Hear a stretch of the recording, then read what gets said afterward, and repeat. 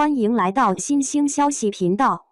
请订阅频道，所以大家不要错过当天最热门的新闻。我们今天的时事通讯包括以下内容：袁冰妍把微博当朋友圈发，营业越来越频繁，上山摘樱桃也不忘摆拍。有生之年，不知道还能否看到袁冰妍的2部待播古偶《落花时节又逢君》和《倾城忆清欢》。说来留学1跟钟汉良也是挺惨，一个好不容易当了男主，一个拖着老脸去拍了古偶，还未等到验收成果就被扼杀在摇篮里。距离袁冰妍被曝光偷漏税已经过去1年多时间了，也就是说袁冰妍已经息影1年多。去年她完全不敢发声，但是今年她营业越来越频繁，感觉有在慢慢找回那个开朗的自己。同样是偷税问题，邓伦连个发声的平台都没有，而袁冰妍还能把微博当朋友圈发，稳固与粉丝之间的联系。对比之下，袁冰妍算是幸运的了。7月29日，袁冰妍发微博晒出了自己上山摘樱桃的美照。当天阳光明媚，袁冰妍穿搭时尚，还做了最基本的防晒工作，身穿蓝色针织外套搭配白色超短裙，整个人活力满分。置身于大自然中，看得出来袁冰妍心情不错。她还高兴地跟樱桃合影，说自己摘的樱桃最甜，感受了劳动的魅力。只是在这片果园中，袁冰妍穿短裙就有些不合适了，毕竟蚊虫多，应该穿一条长裤去会更舒适。樱桃树下，袁冰妍手捧脸闭眼，或是侧过头，让飘逸的头发随风飘扬，显然是特意摆好姿势让好友帮忙拍照，出片的效果很美。不可否认，袁冰妍的状态确实很好。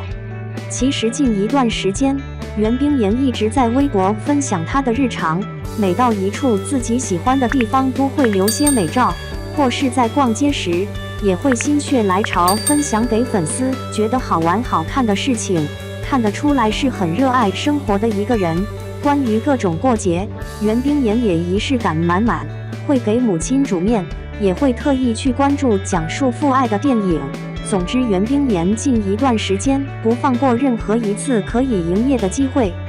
袁冰妍工作室也偶尔会发几张袁冰妍的自拍，但是工作方面的微博几乎不发了，可见袁冰妍因税务风波影响，她的事业已经全面停止了，直到现在还是休息的状态。当初袁冰妍偷税的金额虽然不高，被罚了不到100万，但网友却认为性质跟其他人一样恶劣。如果不是被查出来了，那么他偷税的金额也会逐渐积累，早晚也会是一个庞大的数字。或许正是因为金额的原因，保留了对袁冰妍的一些惩罚，要不然一上来就会跟邓伦一样直接封号。虽然袁冰妍现在失去了演戏的机会，但是不难发现，她的粉丝还是一如既往的爱着她，似乎更心疼她了。袁冰妍每一次发博，粉丝评论点赞量都非常高，但是在路人看来，劣迹艺人就是劣迹艺人，永远不可能让其翻身。即便是不断试水，他也休想东山再起。如果他的作品能播，那么其他有同样问题的演员作品也能播了。